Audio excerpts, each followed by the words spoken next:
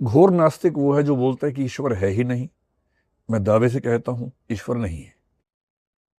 घोर आस्तिक वो है जो ईश्वर को मानता है और जो ईश्वर की धारणा मानता है उसमें पूरा यकीन रखता है।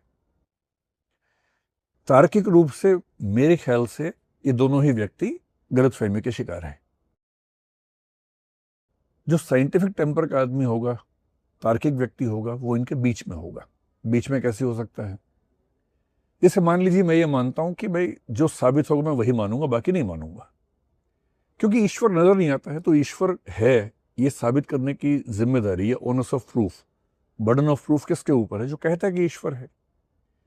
जो कहता है कि नहीं है उसके ऊपर तो बर्डन ऑफ प्रूफ नहीं आना चाहिए। मसलन अगर मैं आपसे कहूं कि आपके और मेरे बीच में लाल प्रकाश की रेखा है, कि आपको दिख रही है? आप कहेंगे नहीं दिख रही है। और अगर मैं कहूं कि मुझे दिख रही है, और फिर मैं कहूं कि आप कहें कि साबित करो, मैं कहूं मैं साबित नहीं कर रहा, तुम साबित करो कि नहीं है। आप कहेंगे मैं क्यों साबित करूं, मैं तो कह ही नहीं रहा। जो कह रहा है साबित तो वो करेगा। ठीक वैसे ही अगर आपको ईश्वर में विश्वास है और किसी को नहीं है, तो साबित करने की जिम्मेदारी किसकी है? जो दावा कर रहा है। जो दावा नहीं कर रहा उसकी जिम्मेदारी नहीं है। लेकिन एक लॉजिकल इमेजिनेशन के रूप में ये मानना बहुत अजीब नहीं है कि इस पूरे संसार के पीछे कोई परम शक्ति हो सकती है, होनी चाहिए।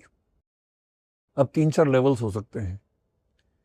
जो कायदे का वैज्ञानिक और तार्किक व्यक्ति होगा वो तो ये कहेगा कि भाई मैंने खूब कोशिश कर ली, मैं ईश्वर साबित नहीं कर सकता। और जिन लोगों ने ईश्वर को साबित करने की कोशिश की है, मैंने उनके प्रमाण पढ़ लिए, उनके आर्गुमेंट्स पढ़ लिए, वो भी बहुत मीनिंगफुल है नहीं। जिन्होंने ईश्वर को खारिज करने के प्रमाण दिए हैं वो भी मीनिंगफुल नहीं है, सच में नहीं है। तो मैं बटा हुआ हूं, मैं परेशान हूं, मैं बेचैन हूं कि ईश्वर है या नहीं। अब मेरे पास 2 ऑप्शन हैं, या तो मैं हड़बड़ी में इनमें से एक फैसला मान लूं, या मैं कहूं कि जब तक फैसला नहीं होगा मैं वेट करूंगा। जो वेट करते हैं उनको बोलते हैं एग्नोस्टिक्स, अज्ञेयवादी। मैं उसी कैटेगरी में आता हूं कि हम वेट कर रहे हैं, जब फैसला होगा होगा, तब तक हमारा काम चल रहा है उसके बिना भी। पर मैं वेट करूंगा तो सवाल है कि मेरे व्यावहारिक जीवन में ईश्वर होगा या नहीं। इसके भी 2 ऑप्शंस हैं।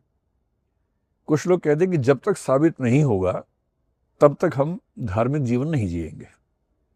कुछ कहते हैं ना, जब तक साबित नहीं होगा कि ईश्वर नहीं है हम मान के चलेंगे कि है, क्योंकि मानने से हमें मनोवैज्ञानिक फायदा होता है।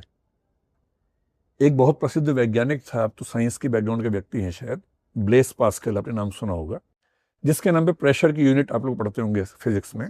उसी पास्कल की बात कर रहा हूं। 17वीं सेंचुरी फ्रांस का वैज्ञानिक था। पास्कल के सामने भी एक दुविधा थी। पास्कल मैथमेटिशियन भी था, फिजिसिस्ट भी था, और एक धार्मिक व्यक्ति भी था, और अंतिम हिस्से में जीवन के बहुत धार्मिक हो गया था। उसको कुछ ऐसे रहस्यात्मक अनुभव हुए कि वो धार्मिक हो गया बहुत ज्यादा। और उसने कहा, being a scientist and being a mathematician, साबित तो कुछ होता नहीं है, पर मैंने ये महसूस किया कि अगर मैं ईश्वर को मान लेता हूं तो मेरा जीवन ज्यादा आसान हो जाता है। फिर एक आर्गुमेंट भी दिया कि अगर ईश्वर है और मैंने नहीं माना तो बाद में दंड मिलेगा, नहीं है और मान लिया तो कोई नुकसान की बात नहीं है। तो कॉस्ट बेनिफिट एनालिसिस में ईश्वर को मानना बेहतर बात है, तो मान लेते हैं। उसने माना। 19वीं सेंचुरी के अंत में, 20वीं सेंचुरी की शुरुआत में अमेरिका में एक व्यक्ति हुए, विलियम जेम्स, अमेरिकन साइकोलॉजी के फादर माने जाते हैं। और विलियम जेम्स पर बुद्ध का भी असर हमें दिखता है, क्योंकि बुद्ध ने कहा कि आत्मा नहीं है, चेतना की का प्रवाह है, स्ट्रीम ऑफ कॉन्शियसनेस है। ये बात जेम्स ने भी कही।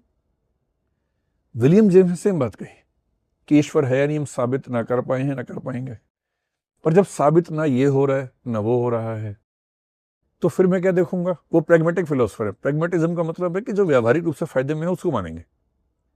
उसने कहा, मैं मनोविज्ञान का प्रोफेसर भी हूं, विद्यार्थी भी हूं, और मैं मानता हूं कि ईश्वर को मान लेने से सुकून, शांति, विनम्रता ज्यादा होती है। तो जब साबित होगा कि नहीं है तब का तब देखेंगे, तब तक के लिए मैं मानना चाहता हूं, मैं मानूंगा। ऐसे लोग भी, आप इनको इलॉजिकल नहीं कह सकते हैं। तो लॉजिकल व्यक्ति ऐसा नहीं होता कि रेडिकल एथीस्ट होगा या रेडिकल थीस्ट होगा। बीच की बहुत स्थितियां हो सकती हैं। एग्नोस्टिसिज्म मुझे लगता है कि सबसे अच्छी स्थिति है। प्रैक्टिकल और सॉफ्ट थीइज्म जो मैंने आपको बताया इन लोगों का, कि प्रैक्टिकली मानेंगे सैद्धांतिक रूप से हम जानते हैं कि साबित नहीं हो सकता, ये मान लेंगे। कुछ लोग संदेह में रहते हैं, जैसे डेविड ह्यूम रहा, संदेहवादी होते हैं, वो भी अच्छे हैं, वो खारिज नहीं कर रहे, सिर्फ ये कह रहे कि मुझे डाउट है, मैं स्केप्टिकल हूँ, मुझे क्लैरिटी नहीं है, और जब तक क्लैरिटी ना मिले मैं कैसे मानूं। जो घोर ईश्वरवादी हैं उनमें से बहुत लोग ऐसे जो तार्किक नहीं हैं। जब आप ईश्वरवादी होंगे तो आप कई ऐसी धारणाएं मानेंगे। आपने अगर दर्शन पढ़ा हो तो ईश्वर की धारणाओं में एक होती है सगुण धारणा, एक निर्गुण धारणा होती है, पर्सनलिस्टिक, इम्पर्सनलिस्टिक।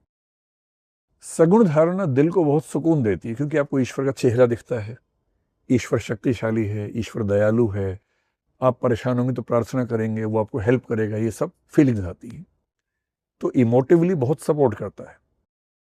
पर जब आर्गुमेंट्स की बात करेंगे तो उसको बचाना बड़ा मुश्किल हो जाता है वहाँ पर, क्योंकि इतने डिफिकल्ट आर्गुमेंट्स हैं कि सगुण ईश्वर को बचाना बड़ा मुश्किल है। और लगभग सभी धर्मों में ईश्वर सगुण है, ध्यान रखना है। जैसे इस्लाम में, ईसाइयत में, यहूदियों में ईश्वर दिखता नहीं है, तब भी सगुण ही है। सगुण और साकार दो अलग अलग बातें हैं। सगुण ईश्वर साकार हो भी सकता है, सगुण निराकार भी हो सकता है।